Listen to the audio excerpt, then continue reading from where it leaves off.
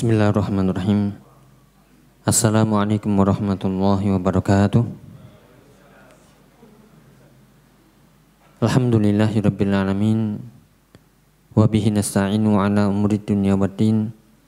Wassalatu wassalamu ala asyrafil anbiya'i wal mursalin nabiyina Muhammadin wa ala alihi wa ashabihi wa man tabi'ahum bi ihsanin ila yaumiddin. Allahumma alimna ma yanfa'una wanfa'na bima 'allamtana wa zidna ilma. Allahumma aslih syu'unana kullaha wa la takilna ila anfusina tarfata 'ain. Alhamdulillah, para jemaah, bapak-bapak, ibu-ibu dan saudara-saudaraku sekalian yang dirahmati Allah Ta'ala. Alhamdulillah biidznillah, bersyukur kita kepada Allah Subhanahu wa taala di kesempatan pagi hari ini kita dipertemukan kembali di rumah di antara rumah-rumah Allah, di masjid di antara masjid-masjid Allah Subhanahu wa taala dalam rangka ibadah, dalam rangka thalabul ilmi syar'i, mendekatkan diri kepada Allah Subhanahu wa taala melalui ibadah yang mulia yaitu menuntut ilmu. Yang kita rencanakan alhamdulillah berjalan lancar setiap pekan atau setiap bulannya di pekan kedua di Masjid Al-Ghufar untuk membahas bersama, ngaji bersama tafsir dari Juz Amma yang kita ambil faedahnya dari kitab Tafsir As-Sa'di dari karangan beliau Syekh Abdurrahman As-Sa'di rahimahullahu rahmatan wasi'ah, dan juga dari tambahan beberapa revisi yang lain. Para jamaah yang dirahmati Allah Ta'ala, semoga semua dalam keadaan sehat walafiat, semangat dan juga semoga dimudahkan untuk istiqomah, Allahumma amin. InsyaAllah kita melanjutkan. Hari ini adalah surat Al-Fajr. Monggo bisa dibuka di surat Al-Fajr, surat ke-89 dari mushaf yang di hadapan kita, dari surat ke-89 di Juz Amma yang jumlah ayatnya 30, nanti akan kita bahas bersama biidznillah. Kemudian nama suratnya adalah nama Al-Fajr, ya, diambil dari Wal Fajr karena diawali dengan sumpah Allah menyebut nama Al-Fajr. Kemudian ini adalah surat Makkiyah yang turun yaitu sebelum Rasulullah SAW hijrah ke kota Madinah. Kemudian tidak ada riwayat yang sahih tentang sababun nuzul dari ayat ini atau dari surat ini. Demikian juga tidak ada keutamaan khusus dari surat Al-Fajr. Ya, berarti yang kita bahas adalah maksud atau langsung ke maksud dan tujuan dan makna-maknanya. Kalau kita lihat suratnya lumayan panjang ya. Kalau kita lihat di surat Al-Fajr ini, kalau dibaca subuh agak ngurundel kayaknya. Ya, makmumnya kepanjangan surat Al-Fajr. Meskipun maknanya sebenarnya bagus. Tujuannya dari surat ini bagus maknanya. Kalau kita lihat dari 30 ayat ini akan dibagi menjadi 3. Ya, jadi 3 bagian. Mulai dari ayat 1 sampai 14. Ayat 1 sampai 14 itu membicarakan tentang umat-umat terdahulu. Tentang umat-umat terdahulu dan bagaimana mereka mendustakan para nabi mereka. Dan apa hukuman bagi mereka. Ini pelajarannya adalah jangan sampai kita menjadi umat Muhammad SAW juga mendustakan Rasulullah SAW sebagaimana umat terdahulu mendustakan para nabinya. Ya, jadi ayat 1 sampai 14 membicarakan tentang umat-umat terdahulu. Kemudian dari ayat 15 sampai 20 bagian yang kedua nanti akan kita bahas juga, yaitu membicarakan tentang keyakinan orang-orang kufar, keyakinan mereka yang keliru dan perbuatan mereka, dan peringatan agar kita tidak mengikuti perbuatan mereka, keyakinan mereka. Jadi akan dijelaskan nanti bagaimana akidah mereka, kaum kufar, yang keliru tentunya, yang menyimpang, dan perbuatan-perbuatan mereka yang menyebabkan mereka celaka, yang harus kita jauhi. Dan yang terakhir, bagian ketiga adalah dari ayat 21 sampai 30, itu membicarakan tentang keadaan nanti, yaitu orang-orang yang berbahagia, orang-orang yang tenang, yang nanti diwakili dari ayat ya ayyatuhan nafsul mutmainnah, wahai jiwa yang tenang. Dan juga nanti akan dijelaskan juga bagaimana jiwa yang lawannya, yaitu jiwa yang gelisah, jiwa yang sengsara. Itu nanti akan kita bahas dari masing-masing bagian dari surat Al-Fajr. Sekali lagi akan kita bagi menjadi 3 bagian. Membicarakan umat terdahulu, kemudian membicarakan tentang akidah kaum kufar yang keliru, dan membicarakan tentang keadaan orang yang berbahagia dan orang yang celaka. Kita mulai dari awal ayat ya, Al-Fajr dari ayat 1 sampai 14, bagian yang pertama. Di sini sebagai muqaddimah, itu Allah Subhanahu wa taala mengutus para rasul kepada ya umat-umat terdahulu. Bahkan setiap umat pasti akan diutus seorang rasul. Walaqad ba'atsna fi kulli ummatin rasulan an i'budullaha wajtanibut taghut. Dan benar-benar kami utus setiap umat itu seorang rasul yang menyeru an i'budullaha wajtanibut taghut. Semuanya diminta untuk menyeru kepada Allah, mentauhidkan Allah, beribadah kepada Allah, dan jauhilah taghut. Jauhilah segala macam sesembahan selain Allah Subhanahu wa taala. Jadi semua nabi dan rasul tujuannya adalah mentauhidkan Allah Subhanahu wa taala. Diminta untuk mentauhidkan Allah, ibadah. Tidak ada satupun nabi ya kecuali di situ diperintahkan, diserukan untuk mentauhidkan Allah Subhanahu wa taala. Akan tapi di antara umat-umat ini ada yang beriman, ada yang kufur. Ya, faminhum mu'min wa minhum kafir. Ada yang mukmin, ada yang kafir, dan itu sunnatullah. Ya, akan tapi di sini Allah menjelaskan ataupun di ayat-ayat menjelaskan siapa yang beriman maka dia akan selamat. Siapa yang kufur maka dia akan celaka. Dan ini sebagai ibrah, sebagai pelajaran. Ya, hal ini juga disebutkan ya dari surat Al-Fajr ini. Juga disebutkan di surat kalau kita membaca di juz ke-29 ya, yaitu surat Al-Haqqah. Ya, surat Al-Haqqah. Ini juga maknanya mirip-mirip dengan awal-awal dari surat Al-Fajr. Karena di situ disebutkan kadzabat Tsamud wa 'Adum bil qari'ah. Itu kaum Samud dan 'Ad mereka mendustakan. Fa amma Tsamud fa uhliku bit taghiyah. Kaum Samud dibinasakan dengan taghiyah, suara yang memekikkan telinga, suara yang keras. Wa amma 'Adun fa uhliku birihin sarsarin 'atiyah. Adapun kaum 'Ad dibinasakan dengan angin yang terus berhembus, airnya sangat anginnya sangat dingin, 7 hari 7 malam bahkan lebih di situ disebutkan ya sampai mereka binasa. Bahkan digambarkan ya sakhkharaha 'alaihim sab'a layalin wa thamaniyata ayyamin husuma fatarul qauma fiha sar'a ka'annahum a'jazu nakhlin khawiyah. Mereka tumbang seperti pohon-pohon yang tumbang. Dan seterusnya dari surat Al-Haqqah. Ya, kembali ke ayat ini. Ya, Al-Fajr di sini kalau kita lihat dari tafsir Syekh Abdurrahman As-Sa'di, beliau menjelaskan ya yang pertama surat Al-Fajr sebagaimana yang dahulu sering kita temui bahwasanya banyak sekali ayat-ayat yang diawali dengan sumpah. Kalau kita temukan ayat-ayat yang diawali dengan sumpah, itu menunjukkan bahwasanya Allah yang bersumpah dengan sesuatu yang dijadikan sumpah, itu menunjukkan sesuatu itu sangat penting, harus kita perhatikan. Telah berlalu ya dari surat yang ada sumpahnya. Ya, mulai dari Al-Lail, ya kemarin sudah, Wal-Lail, ya sudah. Kemudian juga surat-surat yang lainnya nanti seperti Wat-Tin, Wal-Asr, itu menunjukkan bahwasanya Allah bersumpah dengan makhluk-makhluk itu. Berarti di makhluk-makhluk itu ada sesuatu yang perlu kita perhatikan. Coba kalau kita lihat wal fajr, demi fajar. Apa itu fajar? Ya, subuh. Apalagi? Ya, salat fajar itu namanya salat subuh. Salat sunnah fajar namanya ya salat sunnah subuh. Ya, lebih detailnya al-fajr itu adalah dikatakan oleh Syekh Abdurrahman As-Sa'di. Ya, berarti aqsamallahu ta'ala bil fajri, Allah bersumpah dengan fajar yang di situ adalah awal mulanya atau akhir dari malam dan awal dari siang. Kenapa? Di situ ada perpindahan antara malam dan siang. Sehingga disitulah harus kita perhatikan bagaimana Allah dengan kekuasaannya, dengan kudrahnya menjadikan pergantian antara malam dan siang itu diawali dengan waktu fajar. Ya, kalau kita lihat ya al-fajr di sini adalah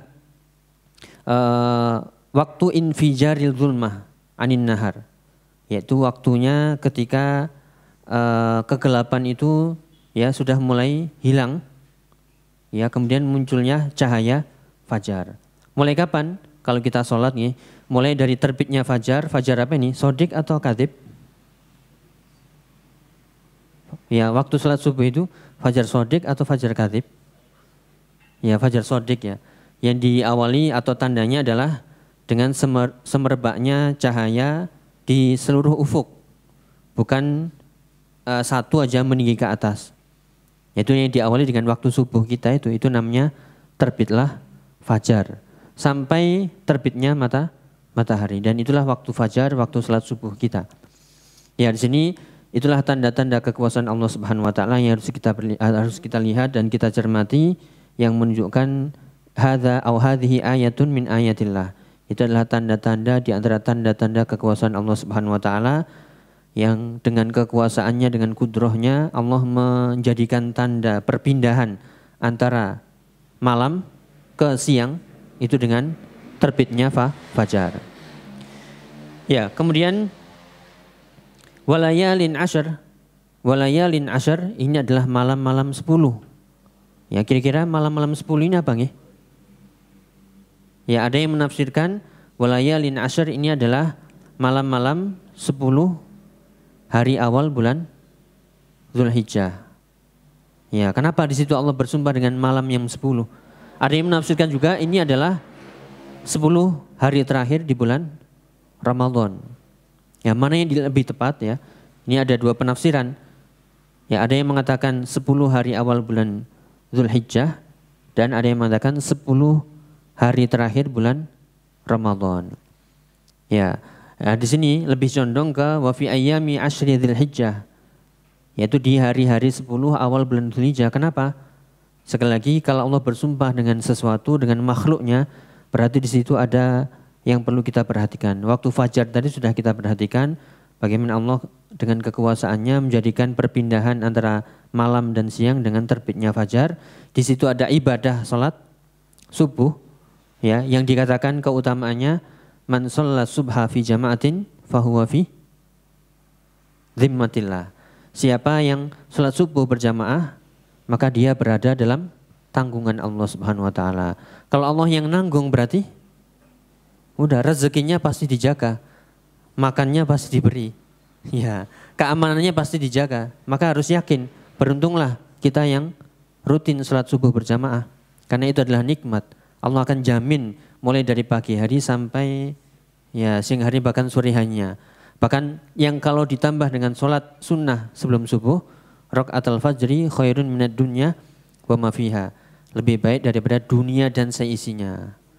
Jadi kalau kita tadi sholat subuh 2 rakaat, ya, plus tadi sebelumnya juga sholat sunnah 2 rakaat sebelum subuh, maka kita sudah dapat apapun dari dunia. Berarti kita menjadi orang paling kaya.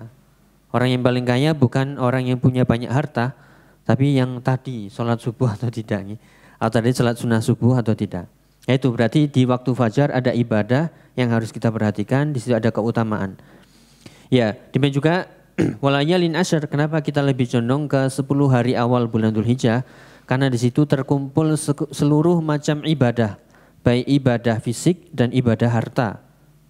Karena di hari-hari itu ada amalan haji, ada amalan ya menyembelih, di situ mengorbankan harta yang banyak, dan juga fisik dari jamaah haji yang haji di sana. Ada wukuf di Arafah, ya, ada tawaf, ada sa'i, ada lempar jumroh, dan di situ butuh fisik, ya. Dan juga ibadah-ibadah yang lain dari salat-salat, ya, dan juga penyembelihan. Ya, yang di situ syaitan sedih, ya. Yang dikatakan oleh Syekh Abdurrahman As-Sa'di, fama ru'ya syaitanu ahqar wala adhar minhu fi yaumi Arafah. Tidak dilihat syaitan dalam keadaan paling sedih dan paling hina kecuali di hari Arafah.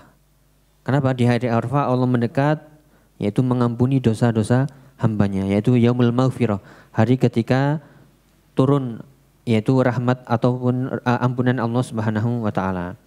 Ya. Jadi di sini kita lihat kenapa walayalin asyar disebutkan, karena di situ terkumpul seluruh jenis ibadah. Ibadah harta, ibadah fisik, dan ibadah-ibadah yang lainnya, khususnya bagi jamaah haji yang di sana. Adapun kita ada ibadah namanya Idul Kurban dan juga puasa Arafah. Ya. Kemudian ya berikutnya wasyaf'i wal watar. Artinya yaitu Allah bersumpah dengan yang ganjil dan yang genap. Apa ini maksudnya ini? Kok ganjil genap disebutkan? Bukan di tol ya. Ya, ganjil genap. Maksudnya adalah Allah bersumpah dengan segala sesuatu yang jumlahnya ganjil dan bersumpah dengan segala sesuatu yang jumlahnya genap. Karena makhluk-makhluk ada yang genap, ada yang ganjil. Misalnya ya, tubuh kita ini jari 10 genap. Hidung 1. Ya, lubangnya 2. Ada yang genap, ada yang ganjil. Semua anggota tubuh kita ini ada yang genap, ada yang ganjil. Itu di tubuh manusia. Belum lagi hewan-hewan. Belum lagi ya makhluk-makhluk yang lain. Berarti maknanya di sini adalah Allah bersumpah dengan segala sesuatu. Karena segala sesuatu itu kalau dihitung jumlahnya ada yang genap, ada yang ganjil. Jadi jelas maknanya berarti Allah menunjukkan kekuasaannya. Ya, penciptaannya. Allah mampu menciptakan hal-hal yang genap dan Allah mampu menciptakan hal-hal yang ganjil, dan itu amat sangat mudah bagi Allah Subhanahu wa taala. Kalau kita lihat manusia ada yang berpasangan, pasangannya ada yang ganjil, ada yang genap. Ya. Iya, sampun enggak ada genap napa ganjil? Ya. Ya. Kalau anak-anak enggak apa-apa nggih. Yaitu genap ganjil alhamdulillah. Kalau pasangan ya yang penting halal saja sahnya. Ya. Ya, jadi di sini Allah bersumpah dengan segala sesuatu ya. Kalau kita lihat, coba kita cermati, semua yang Allah ciptakan ada yang genap, ada yang ganjil, itu maksudnya. Allah bersumpah dengan segala sesuatu, baik yang ganjil dan yang genap. Kemudian wal laili idza yasr. Ya, dan Allah bersumpah dengan waktu malam yang sudah pernah kita sebutkan. Kenapa kok kita diminta untuk memperhatikan waktu malam? Karena di situ ada ya kekuasaan Allah, ada bintang, ada bulan, ada peredarannya. Bahkan di situ kalau kita lihat di surat An-Naba yang telah berlalu, itulah waktu kita untuk istirahat. Waktu kita untuk membagi. Setelah pagi, siang kita capek, lelah mencari dunia atau mencari rezeki ya, beribadah. Nah, di situ waktunya istirahat, mempersiapkan diri untuk ibadah yang lain. Ya, maka wal lail idza yasr. Tapi apa yang dimaksud yasr di sini? Yasr di sini maksudnya adalah yang datang dan pergi. Waktu suroyanihi wa irkhaihi dzulumahu atau dzalamahu 'alal ibad. Yaitu bagaimana kita lihat waktu malam ini datang dan pergi. Makanya kadang kalau kita sumpek ya, lagi ada masalah udah tidur dulu aja. Kita tutup malam ini kemudian kita bangun semoga dengan terbitnya fajar, terbitnya terang, ya semangat kembali, ya segar. Ya sehingga hilang sudah segala macam masalah. Ya habis gelap terbilah terang. Ya sehingga manusia bisa istirahat, bisa tenang, bisa menyimpan tenaga kembali, mencari rezeki kembali, mencari ibadah-ibadah kembali dan seterusnya. Mencari rahmat Allah kembali dan seterusnya. Jadi yaitu malam yang datang dan pergi. Ai jaa wa aqbala wastamarra. Yaitu datang, pergi dan begitu seterusnya. Tidak bisa kita bayangkan kalau malam berhenti. Gimana? Malam berhenti? Malam aja? Kok enggak terbit-terbit matahari nih? Kiamat ini. Ya dan sebagainya. Jadi beruntunglah kita yang hidup di Indonesia ya, daerah tropis normal ya. Ya 12 jam. Bayangkan kalau hidup di ya sebagian negara yang tidak normal waktunya. Ya sehingga siangnya sangat panjang atau mungkin malamnya sangat panjang. Ya, kemudian Allah bersumpah hal fi dzalika qasamun lidzi hijr. Ya, di hal-hal yang kita sebutkan tadi mulai dari fajar, waktu fajar, 10 malam ya, demikian juga yang genap dan yang ganjil, kemudian dari malam hal fi dzalika qasamun lidzi hijr. Apakah di sumpah tersebut lidzi hijr ada pelajaran bagi orang yang berakal? Ya, ini bukan ucapan yang tanpa makna, sia-sia, bukan. Allah bersumpah dengan waktu wajar, demi malam yang 10, ya demi genap yang ganjil, demi malam yang datang dan pergi. Itu adalah kita ditanya, hal fi dzalika, apakah di sumpah-sumpah yang tadi yang disebutkan, adakah pelajaran lidhi hijr? Hijr di sini adalah lidhi aklin, bagi orang yang berakal. Ya, seperti dalam ayat yang disebutkan di surat yang lain, yaitu liman kana lahu qalbun aw alqa sam'a wa huwa syahid. Bagi mereka yang punya hati, yang punya pendengaran dan mereka menyaksikan, yaitu memanfaatkan 3 sumber, penglihatan, pendengaran dan hati untuk berpikir, pasti akan mendapatkan banyak pelajaran dari waktu fajar, waktu malam, ya genap dan yang ganjil dan seterusnya. Ya, maka ini kita diajak. Ini bukan sesuatu yang tanpa hikmah, tanpa makna, tapi begitu banyak, ya tergantung kita memanfaatkan tadi. Ya, mungkin nanti kalau kita bertanya, kok rasanya nggak ada faedahnya ya? Berarti kita kurang memaksimalkan penglihatan kita, pendengaran kita sama akal pikiran kita. Ya, kita berarti kurang mencermati malam, kurang mencermati malam-malam yang 10, kurang mencermati hal-hal yang genap dan yang ganjil dan seterusnya. Ya, kemudian ayat yang ke-7, Irama dzatil imad. Nah, mulai di sini Allah menyebutkan ya kaum-kaum atau umat-umat terdahulu sebelum zaman Nabi SAW. Ya, dimulai dengan kaum Iram. Ya, Iram ini adalah kaum yang dzatil imad. Ya, kaum yang memiliki apa? Imad. Ya, imad di sini adalah ini Iram ini adalah qabilah, suku yang ma'ruf di Yaman, disebutkan oleh Syekh Abdul Rahman As-Sa'di, dzatil imad, yang memiliki kekuatan yang luar biasa. Ya, dzul ay al-quwwah asy-syadidah wal atwa wal tajabbur. Yang mereka memiliki kekuatan yang luar biasa, di sini disebutkan di referensi yang lain, yaitu mereka memiliki kekuatan yang luar biasa, ya, imad, ya, bangunan-bangunan, ya, ataupun tiang-tiang yang mereka bisa bentuk, mereka bisa menyusunnya. Ya, Irama dzatil imad, sebuah kaum atau qabilah di negeri Yaman. Ya, kemudian allati lam yukhlaq mithluha fil bilad, yang enggak pernah diciptakan sebelumnya. Jadi kalau ditanya siapakah umat yang paling kuat, jawabannya adalah kaum Iram yang enggak pernah diciptakan sebelumnya. Kenapa? Karena mereka ya melakukan hal-hal yang tidak mungkin dilakukan oleh umat-umat sebelum dan setelahnya. Kalau kita lihat umat kita saat ini, mereka bisa mungkin membangun apa? Gedung-gedung bertingkat, ya, bangunan-bangunan yang luar biasa, akan tapi itu belum bisa menandingi kaum Iram. Ini menunjukkan apa? Yaitu kita tidak boleh menyombongkan diri dengan menganggap kita umat yang paling maju misalnya. Nah, ternyata jauh sebelum kita sudah ada kaum yang sangat maju, sangat kuat, luar biasa. Tapi Allah binasakan. Kenapa? Karena mereka mendustakan ya Nabi dan Rasul mereka. Demikian juga kita saat ini ya tidak berbangga dengan tingginya bangunan, dengan canggihnya teknologi dan lain sebagainya.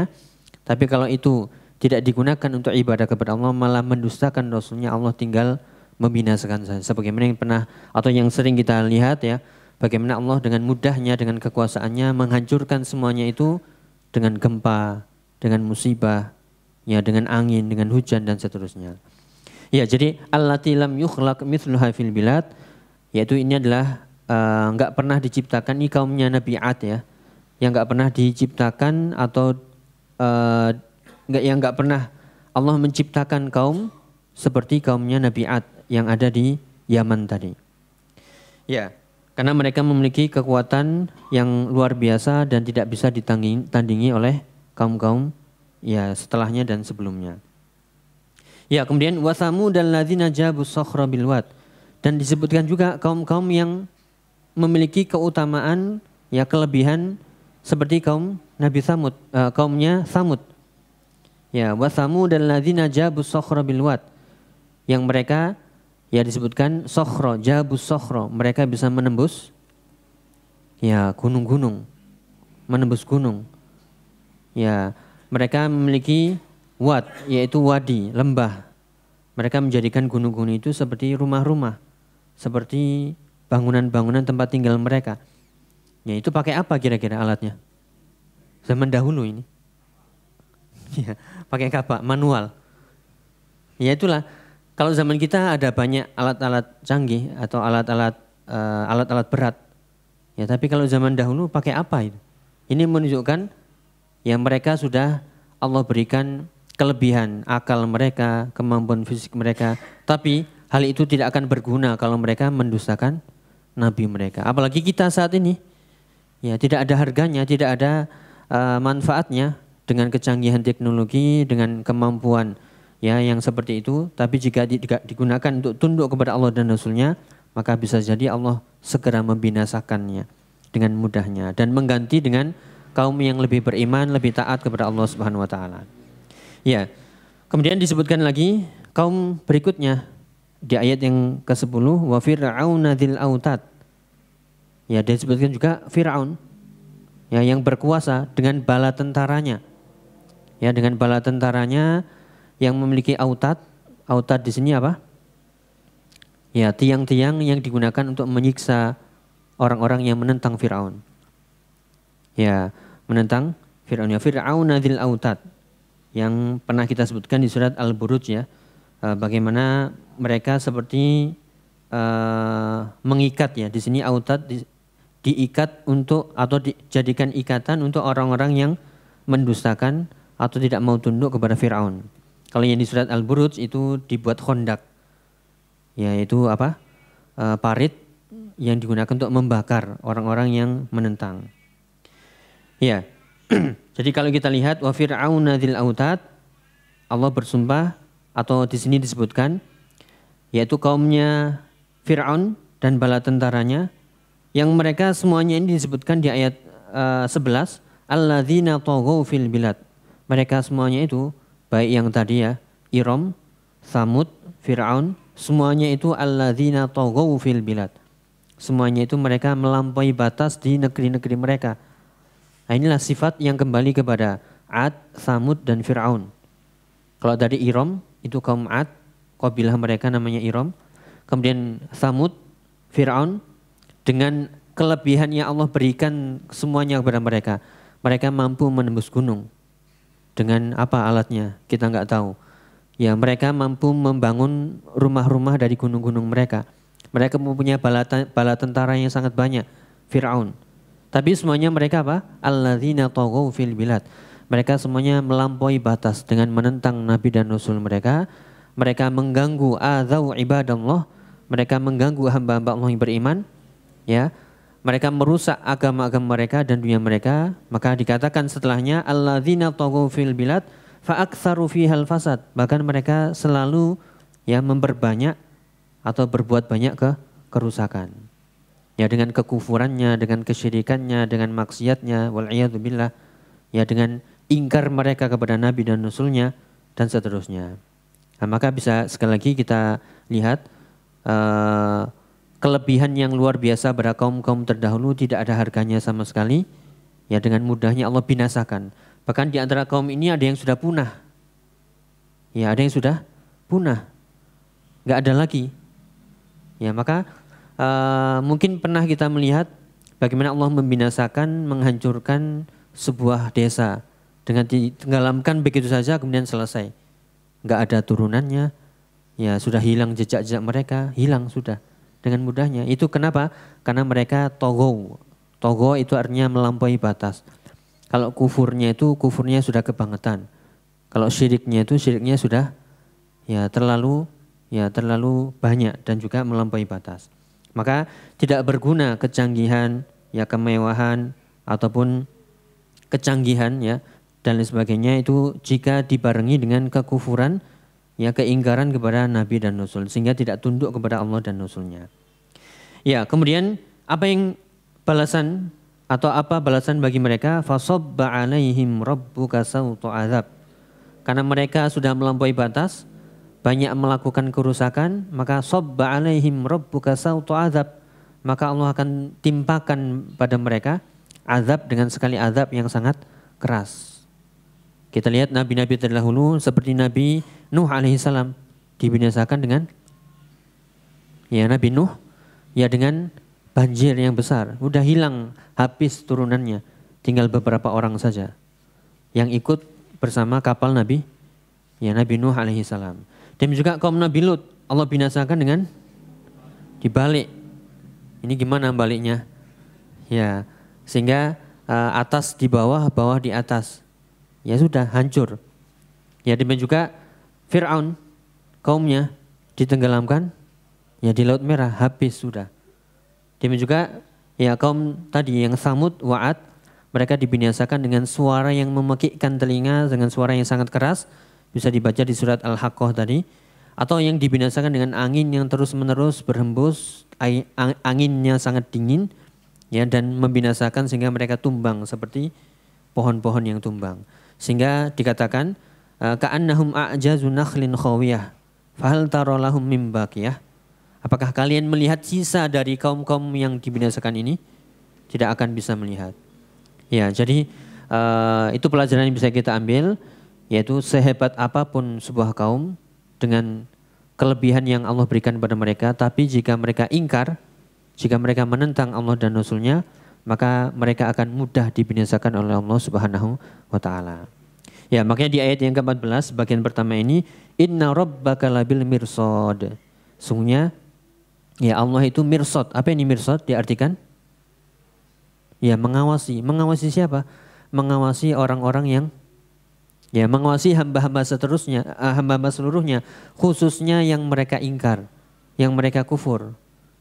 Ya, Allah melihat ya, bisa jadi ada yang Allah berikan istidraj, dibiarkan dalam kenikmatan, dalam kemewahan, dalam kekufuran mereka, kesyirikan mereka, nanti tiba-tiba ada musibah lulu lantah, hancur semuanya. Ada yang Allah ingatkan dengan musibah kecil, biar selamat dari musibah yang besar. Ada di antara orang yang beriman yang Allah uji juga. Sebab kalau kita lihat musibah yang terjadi, apakah itu hanya menimpa orang-orang yang ingkar, orang-orang yang kufur, atau orang-orang yang taat juga kena musibah? Ya kena juga sebagai peringatan. Ya bisa jadi adalah peringatan kecil sebelum datangnya peringatan yang besar. Karena bisa jadi di sebuah kaum ya jika tidak ada amar ma'ruf nahi munkar, maka akan ya dibinasakan seluruhnya, enggak mengena orang-orang yang ingkar saja, orang-orang yang ahli maksiat saja, orang yang taat juga kena sebagai penggugur dosa bagi mereka atau sebagai peringatan ujian bagi mereka. Ya inna rabbaka labil mirsad. Sungguhnya Allah Subhanahu wa taala selalu mengintai. Ya, ini bisa kita ambil pelajarannya juga. Allah selalu melihat kita, muraqabah. Ya, selalu kita bermuraqabah, merasa dilihat oleh Allah Subhanahu wa taala.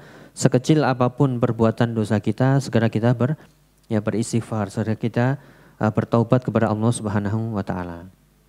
Yaitu dari poin pertama ini atau bagian pertama dari surat Al-Fajr ayat 1 sampai 14.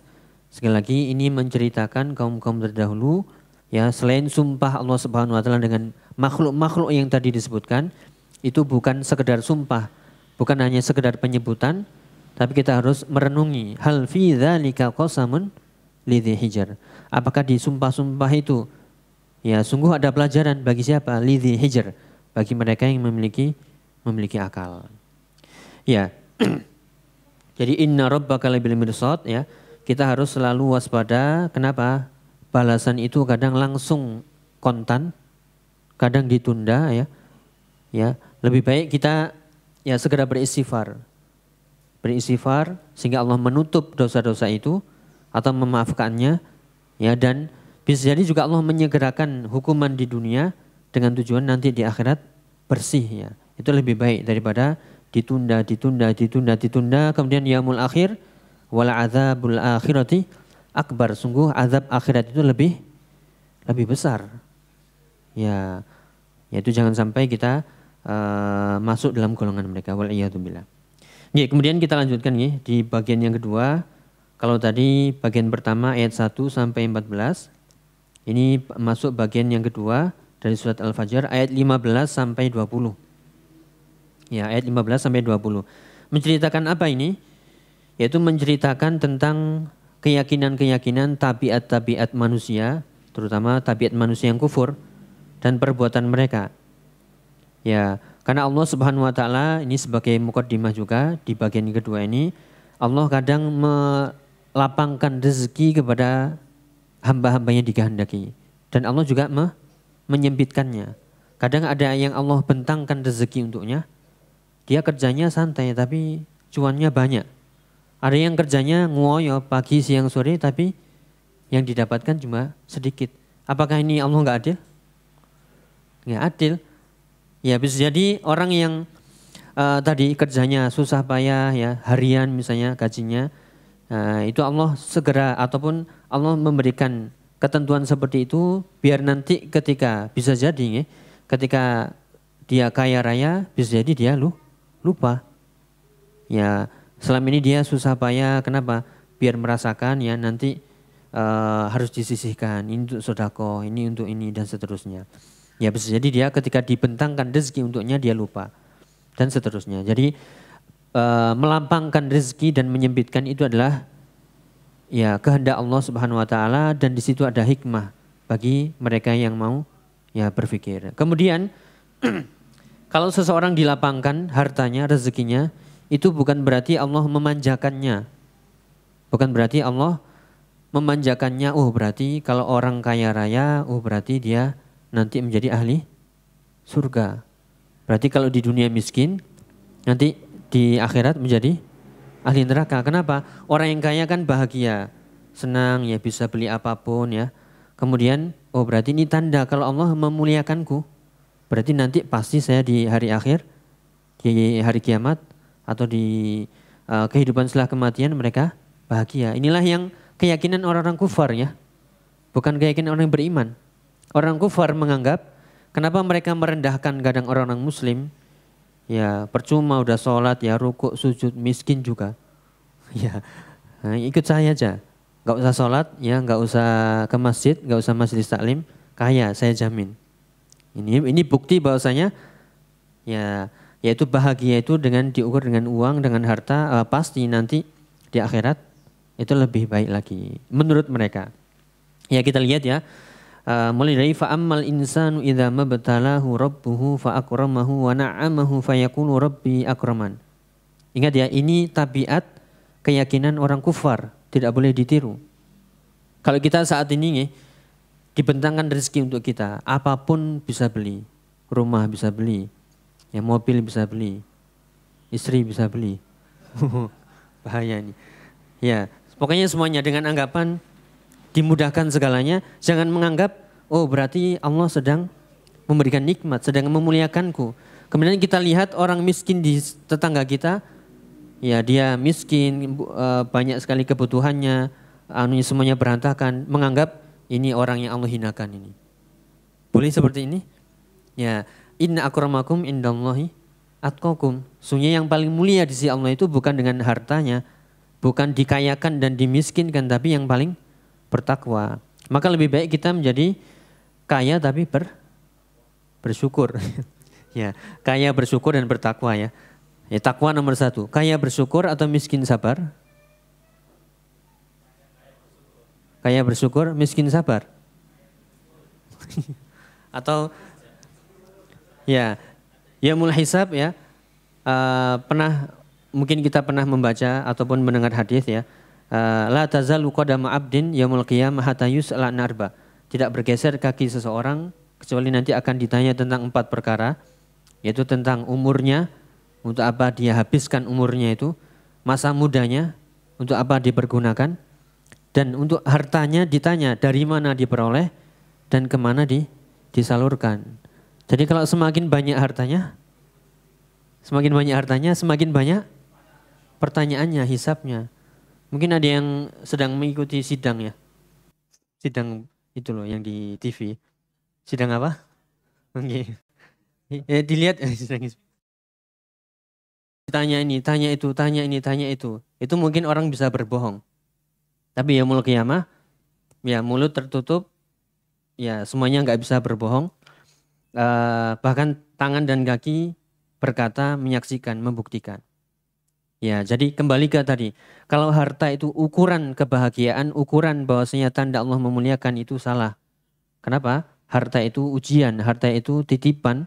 Semakin banyak harta, semakin banyak hisapnya. Ya, kalau punya perusahaan banyak, ya, mungkin di dunia bangga ya, was, ya dan lain sebagainya. Tapi ingat di yaumul akhir, yaumul hisab, hisabnya banyak. Ini dapat diperoleh dari mana? Kemudian sudah disalurkan haknya atau belum? Diberikan kemana? Kemana? Dan seterusnya. Ya jadi ini anggapan ya. Fa'ammal insanu idza mabtalahu rabbuhu. Adapun ada seseorang yang jika Allah uji ya dengan dibentangkan rezekinya, fa'akramahu, maka Allah berikan nikmat padanya, wa na'amahu, berikan nikmat, fayakunu rabbi akraman. Kemudian dia mengatakan, ya sungguh Allah telah memuliakan, ya memuliakanku. Jadi ini anggapan yang keliru ya. Ketika seorang dikatakan oleh Syekh Abdul Rahman Sa'di, tabiatul insan min haitsu huwa, yaitu tabiat manusia itu sebenarnya mereka jahil dan zalim. La ilma lahu bil awaqib, tidak mengetahui tentang akibatnya nanti, sehingga pikirannya sempit, pikirannya terbatas, pendek. Dianggap kalau sudah punya harta itu pasti bahagia, padahal di situ ada rentetan pertanyaan, semakin banyak hartanya semakin banyak hisabnya. Mereka mengira ya kalau dengan banyaknya harta ini itu berarti Allah memuliakannya. Ya, dengan diberikan segala hal dari kenikmatan dunia, ini bukti akromani. Itu kalau dalam bahasa Arab ya, yaitu Robbi akromani, tapi ni-nya itu ada ya-nya yang dihapus sehingga bacanya akroman. Ya, sekali lagi ya.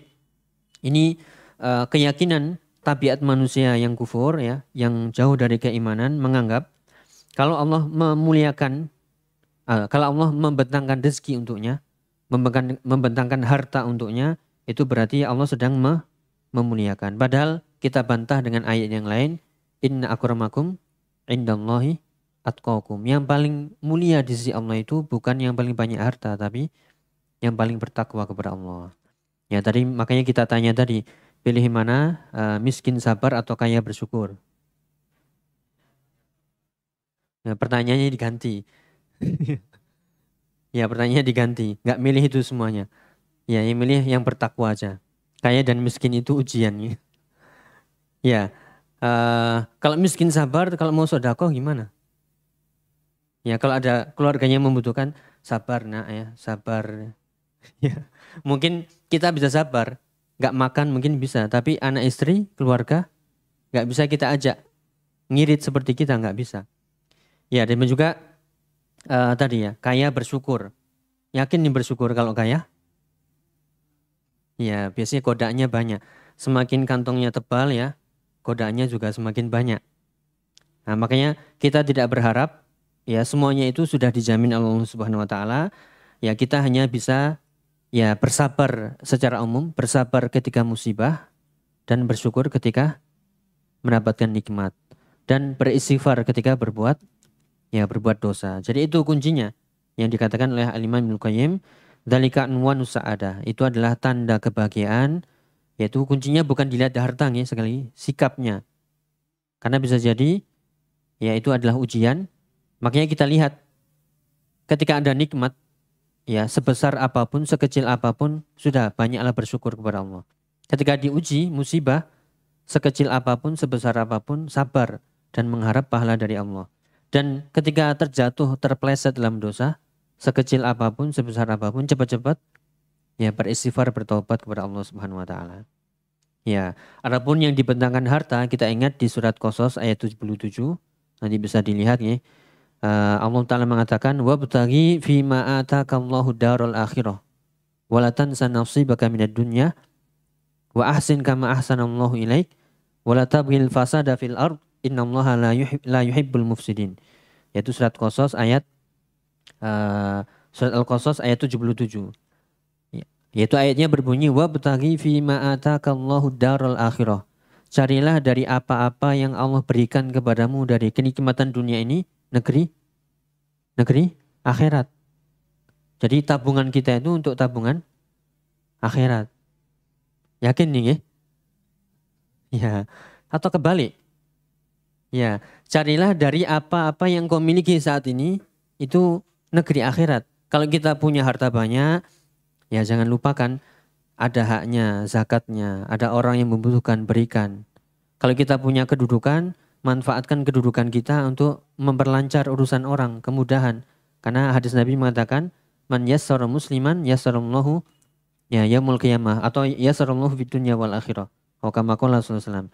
Siapa yang memudahkan orang lain di dunia, maka Allah akan mudahkan urusannya di dunia dan di akhirat. Ya, siapa yang punya banyak kelebihan, gunakan itu untuk membangun rumah di akhirat, jembatan menuju kampung akhirat. Kenapa? Ad-dunya mazra'atul akhirah. Dunia itu adalah sawah ladangnya akhirat. Tempat kita untuk bercocok tanam, panennya nanti adalah yaumul qiyamah. Jangan kebalik ya. Wabtaghi fima atakallahu darul akhirah. Tapi disebutkan walatan sanasibaka minad dunya, dan jangan lupakan bagianmu dari dunia. Karena kita masih di dunia. Ada yang sudah nggak butuh rumah, nggak butuh uang, nggak butuh makan. Ya kita butuh makan, tapi secukupnya, sewajarnya. Kalau ada yang, makanya tadi urusan harta, urusan nikmat dunia itu ada yang Allah bentangkan, ada yang Allah sempitkan. Tapi sebenarnya makannya juga sama, 3 kali sehari. Ada yang rezekinya banyak kemudian dia makan 10 kali sehari, ya berlebihan. Makanya juga perutnya ini sama kapasitasnya. Ya, jadi di situ ya, walatan sanasibaka min dunya. Maksudnya adalah jangan lupakan bagianmu dari dunia. Engkau butuh makan, butuh minum, butuh rumah, butuh tempat tinggal. Istrimu juga butuh tempat tinggal, butuh rumah, anak-anakmu juga ya. Yaitu jangan engkau biarkan mereka terlunta-lunta sehingga minta-minta, tidak. Tapi tetap bekerja, berusaha, ya kemudian berikan nafkah. Ada pun yang lebih sisihkan untuk negeri akhirat. Tapi kita kebalik. Ya kita kebalik, kerja yang ngoyo ya, dikumpulkan untuk akhirat hanya sisa-sisa saja. Iya, sisa-sisa saja ya kalau iling ya. Kalau ingat, kalau enggak udah ini untuk masa depan ini. Masa depan apa ya? Jadi itu. Wala tabghi kemudian wa ahsin kama ahsanallahu ilaik, dan berbuat baiklah sebagaimana Allah sudah berbuat baik kepadamu. Ya Allah dengan memberikan harta, kenikmatan, Allah berbuat baik. Maka berbuat baiklah kepada manusia dengan banyak memberikan bantuan kepada mereka. Ya fattaqullaha mastata'tum. Kemudian juga jangan berbuat kerusakan. Jadi itu ya, prinsip dari kita seorang mukmin di dunia, yaitu wabtaghi fima atakallahu darul akhirah. Carilah dengan apapun yang engkau miliki saat ini negeri akhirat. Jadi mulai saat ini rekening dikosongkan, semuanya diinfakkan, rumah dijual. Ya, walatan sanasi bahkan minat dunia. Artinya jangan kau lupakan bagianmu dari dunia. Tetap kita bekerja, ya ada rumah, itu memang kebutuhan kita. Cuman yang nggak boleh adalah berlebih-lebihan ya sampai melalaikan ya akhirat. Ya, nanti bisa dipikir lagi nih. Ya lanjut. Kembali ke ayatnya, ketika Allah membentangkan rezeki untuknya, itu bukan tanda Allah memuliakan. Sekali lagi, harta bukan tanda kemuliaan. Kemudian jangan lupa ayat setelahnya, wa amma idza mabtalahu faqadara alaihi rizqahu fayakunu rabbi ahanan. Dan jangan pula beranggapan kalau Allah menyempitkan rezeki baginya, dibuat susah hidupnya, kapan saya bahagia, senyum enggak bisa saya. Pikirannya apa? Utang menumpuk, pekerjaan banyak, anak istri banyak masalah, ya rumah belum lunas, dan sebagainya. Banyak pikiran. Kayaknya ini berarti Allah menghinakan saya ini. Kalau orang miskin berarti itu tanda kehinaan?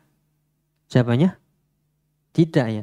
Ini tabiat manusia mengatakan, kalau Allah menyempitkan rezekiku, ya membuatku susah, ini berarti Allah menghinakan. Bukan. Jawabannya adalah ya ma asaba min musibatin illa biidznillah wa may yu'min billah yahdi qalba. Apapun musibah yang Allah timpakan itu adalah dengan izin Allah, itu adalah ujian. Ya, ujian. Ya, maka orang yang beriman kepada Allah, maka Allah akan menenangkan hatinya. Ya, jadi sekali lagi itu bukan tanda kehinaan ketika orang sempit ekonominya, susah hidupnya, itu bukan tanda kehinaan, itu adalah sedang diuji, ya, dan bisa jadi yaitu apa? Allah menghapuskan dosa-dosanya melalui ujian tadi, dan kita tidak boleh merasa putus asa dari rahmat Allah Ta'ala. Karena kalau kita lihat Seperti dalam hadis yang mungkin pernah kita baca atau kita dengar, Allah menciptakan rahmat itu sebenarnya berapa nih? 100 rahmat. Kemudian Allah simpan amsaka tis'atan wa tis'ina rahmah. Allah simpan 99 itu dan Allah turunkan satu rahmat itu di dunia. Dibagi orang berapa? Mulai dari zaman Nabi Adam sampai hari kiamat. Yang kebagian rahmat Allah bukan hanya manusia, jin, manusia, hewan, tumbuh-tumbuhan, makhluk semuanya. Bahkan hewan yang ketika punya anak ya, hewan sama anaknya itu nggak sampai menginjakkan kakinya ke anaknya. Kenapa? Itu ada rahmat Allah di situ. Istilahnya itu singa nggak mungkin makan anaknya, tapi manusia. Ya, jadi karena rahmat Allah di situ sehingga hewan nggak sampai makan anaknya, nggak sampai nginjak anaknya sendiri. Itu ada rahmat Allah. Jadi rahmat Allah begitu luas, nggak akan mungkin kehabisan dari rahmat Allah Taala. Ya, inna rahmati wasi'at kulla syai'. Rahmat Allah itu meliputi segala sesuatu, itu baru satu. Dan kita harus banyak husnuzon, banyak mengharapkan, membesarkan harapan kita kepada Allah. Ada 99 rahmat yang nanti Allah bagikan, yaitu kepada orang yang beriman yaumul qiyamah. Kalau satu aja ini kebagian seluruhnya, gak akan mungkin bisa habis, apalagi 99 lebih berlipat-lipat lagi.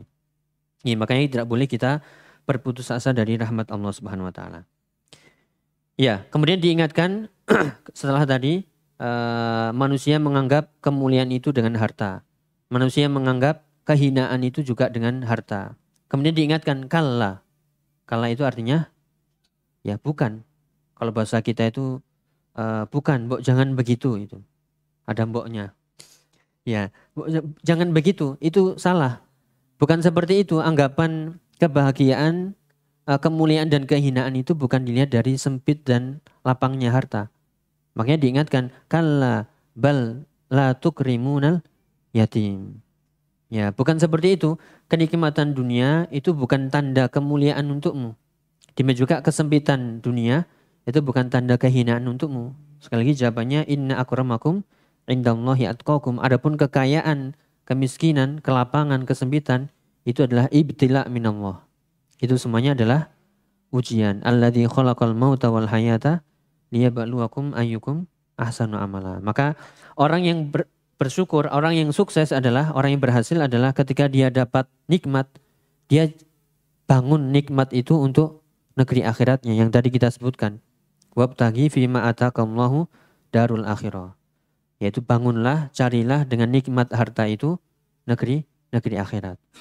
Ya, jangan sampai lupa. Makanya disebutkan oleh Syekh Abdurrahman As-Sa'di di sini, sehingga ujian tadi melatih kita untuk bersyukur enggak? Melatih kita bersabar atau tidak? Ya, jadi tujuannya adalah ujian apakah orang itu bersyukur atau bersabar. Ya, kalau orang yang enggak bersyukur, kita lihat kalau tadi ya, anggapannya kalau punya harta banyak itu dia dimuliakan. Kalla bal, bukan seperti itu. Bal la tukrimunal yatim. Sebenarnya kalau kalian banyak harta, kalian tidak memuliakan anak yatim. Artinya apa? Tidak menggunakan hartanya untuk hal-hal yang Allah ridhoi. Tidak membantu fakir miskin, tidak membantu anak yatim dan lain sebagainya. Itu buktinya kalau seandainya engkau menganggap itu adalah kemuliaan, ya kenapa engkau tidak menggunakannya untuk ya memberi makan atau memberi bantuan kepada anak-anak yatim. Kemudian wala tahudduna ala ta'amil miskin. Demikian juga kalian yang menganggap kemuliaan itu ada pada harta, kenapa kalian kok enggak menganjurkan untuk memberi makan orang miskin? Justru malah digunakan untuk hal-hal yang tidak bermanfaat, bahkan wal'iyadzubillah untuk hal-hal yang haram. Ya, untuk mencicipi segala macam dunia. Ya, menikmati segala macam dunia. Ya, kemudian wa ta'kuluna turatsa aklan lamma. Bahkan kalian itu juga ya apa di situ diartikan? Wa ta'kuluna turatsa aklan lamma. Sungguh kalian itu memakan ya apa turas? Ya, warisan. Aklan lamma, dengan begitu lahapnya, dengan begitu apa? Bahasa kita itu ngeragas ya. Ya, begitu rakusnya. Itu karena kalian ya begitu cintanya kepada ya harta-harta tadi sehingga kalian begitu lahapnya menikmati dunia. Ya itulah sifat manusia. Kemudian diingatkan lagi, kalla. Kalau kalian tadi punya banyak harta, kalian nggak membantu anak yatim. Kalian nggak menganjurkan memberi makan orang-orang fakir miskin. Bahkan kalian begitu lahapnya mencintai dunia, kalla diingatkan lagi. Atau sebelumnya di ayat 20. Ya bal wa tuhibbunal mala hubban jamma. Bahkan kalian sungguh mencintai dunia itu dengan kecintaan yang sangat. Ya, lalu nama membuat ini. Ada yang sudah gak cinta dunia? Gak cinta harta ini? Ya, kita sebenarnya itu tadi. Ini sifat tabiat manusia yang kufur ya. Sangat begitu cintanya kepada dunia, pada harta. Ya, seperti dalam hadis yang disebutkan ya. Kenapa umat Islam ini begitu terhina? Dihancurkan, dibinasakan oleh umat-umat yang lainnya. Karena mereka hubbud dunya wa karahiyatul maut. Mereka cinta dunia yang sangat dan takut akan mati. Ya, kalau seorang sudah cinta kepada dunia berlebihan, ya ini tanda kebinasaannya. Makanya diingatkan, wa tuhibbunal mala hubban jamma. Kalian itu sifatnya sangat cinta kepada harta. Ini seperti yang ayat kita sebutkan dahulu ya. Bal tu'thirunal hayatat dunya wal akhiratu khairun wa abqa. Sungguh kalian itu ya sangat mencintai dunia dan lebih mendahulukan dunia, padahal akhirat itu khairun wa abqa. Padahal akhirat itu lebih baik dan lebih kekal. Ya, atau di surat Al-Qiyamah, kalla bal tuhibbunal ajilah wa tadharunal akhirah. Sungguh kalian mencintai hal-hal yang cepat habis, yaitu dunia. Sedangkan kalian meninggalkan hal-hal yang lebih kekal, yaitu akhirat. Oke, kita lanjutkan. Itu dari bagian dari kedua dari surat Al-Fajr ya. Ditutup dengan wa tuhibbunal mala hubban jamma. Inilah sifat-sifat orang-orang kufar, tabiat manusia yang kufur ya, yang perlu kita jauhi, tidak boleh kita tiru. Kalau kita ulangi tadi ya, mereka menganggap dunia itu kemuliaan. Mereka menganggap kehinaan itu ketika mereka disempitkan dunianya. Ya, kemudian mereka tidak menggunakan harta mereka untuk membantu orang yang membutuhkan, baik itu dari anak yatim, orang miskin, dan seterusnya. Bahkan mereka mencintai dunia dengan kecintaan yang sangat. Ya, semuanya diukur dengan dunia. Oke, kita tutup bagian akhir ya. Masih kuat nih ya? Atau sudah cinta dunia nih? Pengen pulang nih? Ya, sering kita ingatkan ya, ada hadis man humani la yashba'an, yaitu ada dua orang yang la yashba'an, gak pernah rakus, selalu lapar. Ya, dua orang ini adalah yang pertama thalibu ilmin, yang kedua thalibud dunya. Ya, itu dua orang yang rakus gak akan pernah kenyang adalah penuntut ilmu dan pencari ilmu dan pencari dunia. Kena yang mana ini? Ya, kalau orang mencari ilmu seharusnya nggak pernah nggak pernah puas, nggak pernah kenyang. Ya, sebagaimana orang yang mencari dunia nggak akan pernah kenyang. Terus saja, sudah punya satu pengen dua, sudah punya dua pengen tiga, tiga pengen empat, pengen dikuasai seluruhnya. Seperti dalam hadis ya, laukana libni Adam wadiyan labtagha thalithan. Kalau seandainya manusia punya dua gunung, dua lembah dari emas, pasti mereka menginginkan yang ketiga. Wala yamla'u jawfal abdi illa turab, dan tidak ada yang bisa menyumpal mulut seorang hamba itu kecuali tanah. Kalau sudah meninggal ya barulah puas sudah. Nah, kita tidak ingin seperti itu. Lanjut ya sampai jam 12. Ya, tinggal sedikit nih. Ya, kemudian bagian yang terakhir, inilah keadaan. Kalau tadi disebutkan bagaimana orang-orang kufar, umat-umat terdahulu, bagaimana sifat manusia. Kemudian bagian akhir di sini mulai ayat 21 sampai 30 menjelaskan tentang akhir ya, endingnya. Ada yang ending berbahagia ya, bahagia, ada yang endingnya sengsara. Dimulai dengan kalla idza dukkatil ardu dakkan zakka. Ya, tadi yang kalian bangga-banggakan bangunan ya, kemudian apa yang kalian bangun, apa yang kalian miliki dari rumah-rumah, dari harta-harta, itu semuanya kalau sudah datang kalla idza dukkatil ardu dakkan dakka, kalau bumi sudah digoncangkan dengan sekali goncangan yang sangat besar, yang sangat keras ya, maka semuanya tadi akan luluh lantah. Bangunan yang dibangun rapi dengan canggih hancur. Harta yang kita punya kita tinggalkan. Yang kita bangga-banggakan udah tinggal. Yaitu kalau sudah kalla idza dukkatil ardu dakkan dakka.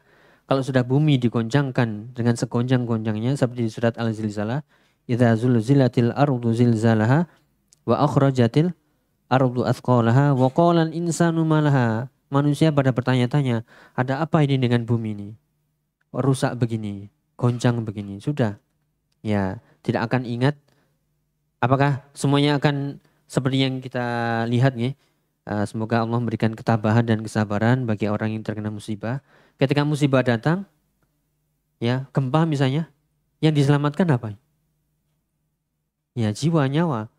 Sempat bawa ini laptop, ya bawa mobilnya, keruntuhan, ya nggak mungkin sudah. Ya jadi itu kalau sudah datang musibah, ya itu baru kecil bagian dari musibah. Kalau sudah datang hari kiamat semuanya itu tidak akan berguna. Sebagaimana dalam hadis yang lain, kalau seorang meninggal yang mengantar itu 3 atau yang mengantar itu 3, yaitu amalnya, keluarganya dan hartanya. Yang tinggal hanya amalnya. Yang 2 keluarganya bisa jadi menikah lagi, ya hartanya jadikan debutan. Tinggal amalnya sendiri yang dia bisa menyelamatkan. Ya maka amalnya yaitu iman dan amal soleh. Ya lanjut ayat 21. Waja'a rabbuka wal malaku soffan soffa. Ini keadaan pada hari kiamat. Bagaimana malaikat datang bersof-sof. Ya. Idza dukkatil ardu dakkan dakka waja'a rabbuka wal malaku soffan soffa. Itu Allah datang dan juga malaikat yaitu datang bersof-sof. Ya ini kalau bagian dari asma wa sifatnya. Allah memiliki sifat ja'a, sifat datang. Yang perlu kita ingat dalam akidah Ahlussunnah wal Jamaah, sifat datang Allah tidak sama dengan datangnya makhluk. Sifat mendekat Allah tidak sama dengan mendekatnya makhluk. Ya kama yaliku bijalalihi, ada di bagian pembahasan akidah asma wa sifat. Kita imani Allah itu datang, Allah mendekat, tapi mendekatnya Allah, datangnya Allah tidak sama seperti datangnya makhluk. Ini harus kita jauhi. Sebagaimana Allah memiliki wajah, tapi wajah Allah tidak sama dengan wajahnya makhluk. Allah memiliki tangan Allah tidak sama seperti tangannya makhluk. Laisa kamitslihi syai'un wa huwas samiul basir. Atau dalam surat Al-Ikhlas di bagian akhir, walam yakun lahu kufuwan ahad. Jadi kalau ada kepikiran-kepikiran seperti itu, ya langsung tangkal dengan surat Al-Ikhlas. Dan banyak ta'awud dengan baca Al-Falaq dan An-Nas. Itu surat-surat pelindungan yang bisa menghilangkan was-was, pikiran-pikiran ya yang menggelayut sehingga kita samar ataupun terkena syubhat. Ya, jadi ini menunjukkan wajah Rabbuka, nanti Rabb kalian yaitu Allah akan datang dan malaikat berbaris-baris. Ya, seperti di surat An-Naba bagian akhir juga. Ya, semuanya mereka tidak bisa berbicara kecuali ya berbicara yang benar saja. Waji'a yauma idzin bi jahannam, dan kelak yaitu jahannam didatangkan. Ya waji'a yauma idzin bi jahannam yauma idzin yatadzakkarul insanu wa anna lahu adzikra. Jadi waji'a bi jahannam maksudnya waji'a yauma idzin bi jahannam, neraka pada waktu itu dinyalakan. Ya oleh siapa? Malaikat penjaga neraka. Yang kalau kita lihat di surat Al-Haqqah juga mereka menggiring orang-orang yang menerima catatan amal mereka dengan tangan kiri. Ya disebutkan kalau kita baca ya, sebagai tambahan. Ya ketika Allah Subhanahu wa taala menggambarkan khudhuhu faghulluh tsummal jahimah sallu. Ambil, ikat mereka, masukkan mereka ke dalam neraka. Tsumma fi silsilatin dzar'uha sab'una dzira'an fasluku. Yang mereka diikat ya dengan sab'una dzira'a dan seterusnya. Ya barulah setelah itu faidza waqa'at hadil umur, kalau sudah bumi digoncangkan, malaikat berbaris, demikian juga kalau kita tambahkan dengan keadaan-keadaan dahsyatnya yaumul qiyamah, Maka yauma idzin yatadzakkarul insan. Pada waktu itulah manusia baru sadar. Ya, kita mau sadar kapan ini ya? Sekarang atau nanti? Ya, kalau kita lihat di surat An-Nazi'at yang pernah kita baca, ketika fa'idza ja'atit tammatul kubra yauma yatadzakkarul insanu ma sa'a. Dia baru ingat apa yang sudah dia kerjakan di dunia. Ya, kita sebagai orang yang beriman tidak mau ilingnya, sadarnya itu ketika ya hari kiamat. Tidak. Ya, wa anna lahu dzikra. Dan dia baru teringat bahwasanya apapun yang sudah terlewat kalau sudah meninggal nggak akan bisa kembali walaupun sesaat. Sudah habis. Makanya dikatakan dari ucapan salafun saleh, hari ini adalah amal dan belum ada hisab.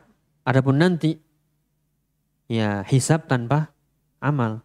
Kita orang yang cerdas, orang yang berakal pasti beramal untuk memperlihatkan hisab.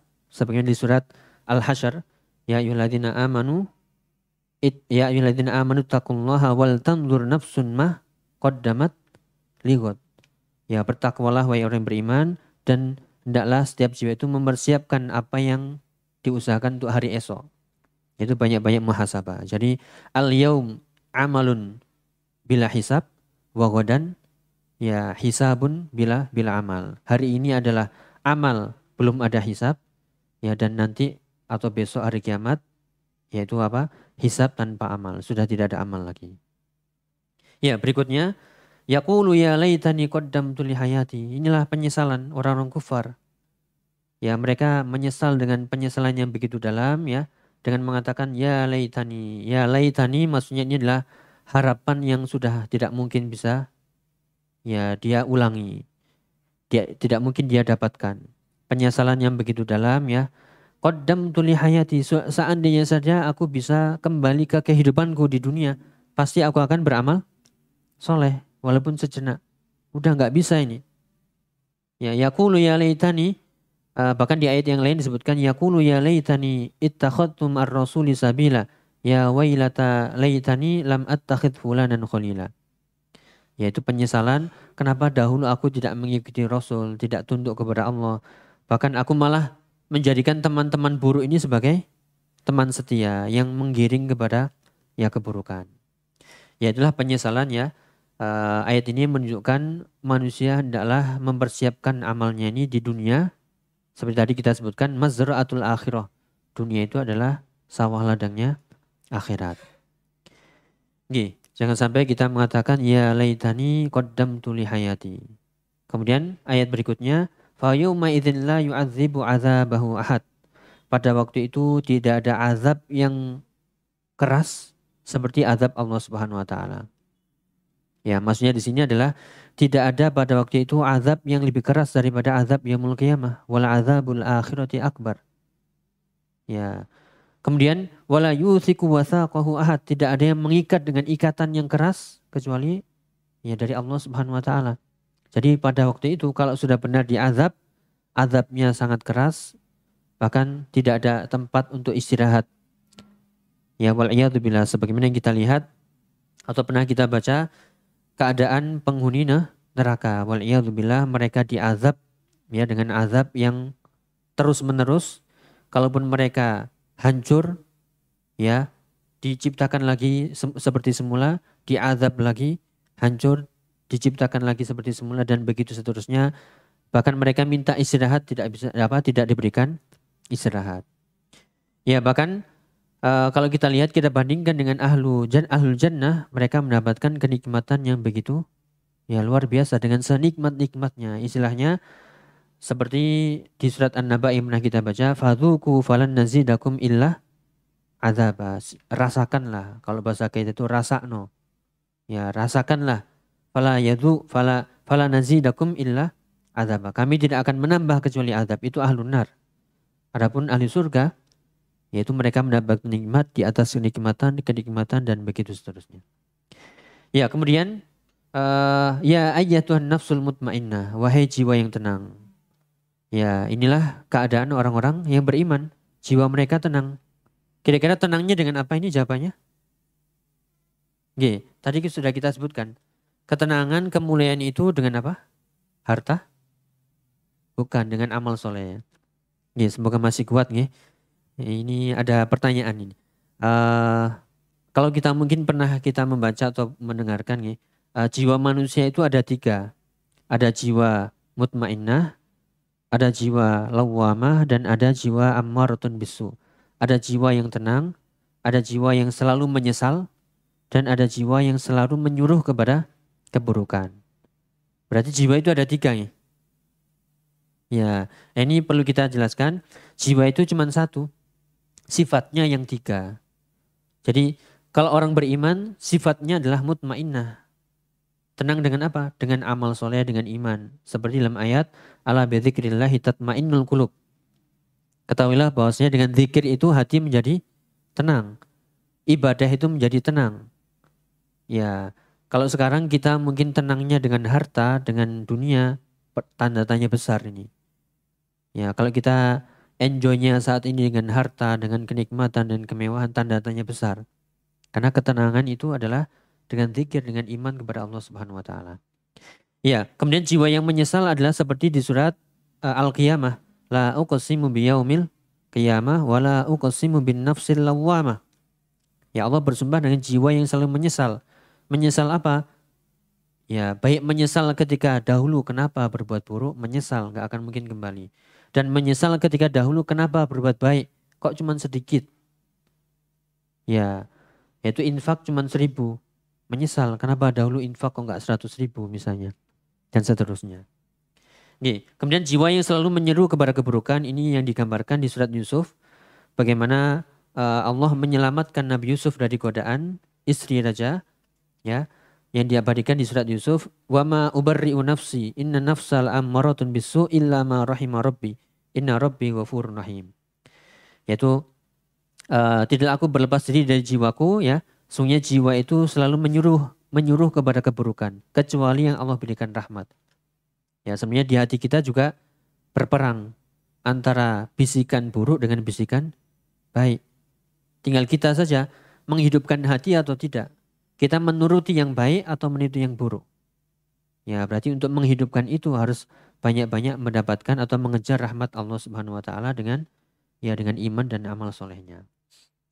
Ya, jadi ya ayyatuhan nafsul mutmainnah, ini adalah jiwa orang yang beriman yang ketika di dunia dia beriman, beramal soleh, bersedekah dan seterusnya. Irji'i ila rabbiki radiyatan mardiyah. Kembalilah kepada Rabbmu, yaitu dengan penuh kenikmatan. Kalau tadi orang atau penduduk ahli neraka itu dengan azab yang begitu berat, yang begitu keras, begitu pedih. Adapun ahli surga, mereka yaitu apa? Fi radiyatin mardiyah atau ila rabbiki radiyatan mardiyah. Mereka dalam kehidupan yang diridhoi oleh Allah Subhanahu wa taala. Yang mendapatkan nikmat pahala sebagaimana dia atau sebagaimana yang dia kerjakan di dunia. Fadkhuli fi ibadi, masuklah ke dalam hamba-hambaku yaitu ahlu surga. Ya, fi ibadi wadkhuli jannati, masuklah ke dalam surgaku. Ya, ini setelah kematian ya. Yaitu setelah kematian, udkhuli fi ibadi wadkhuli ya jannati. Ya, jadi ditutup dengan ayat tadi. Itulah endingnya bagi orang yang beriman. Mereka bahagia, tenang, ya, kemudian dimasukkan ke dalam ya surganya Allah Subhanahu wa taala. Jadi itu nggih Bapak-bapak Ibu yang dirahmati Allah taala, bagian terakhir dari surat Al-Fajr dari ayat 21 sampai 30. Tinggal kita, orang yang berakal, orang yang cerdas, orang yang sadar, tinggal kita mau golongan yang mana? Mau ending yang mana kita ini? Ya, ending yang celaka ataukah ending yang berbahagia? Ya, berarti tugas kita saat ini adalah tadi beriman dan beramal soleh, memanfaatkan apapun yang Allah berikan kepada kita untuk ya akhirat kita.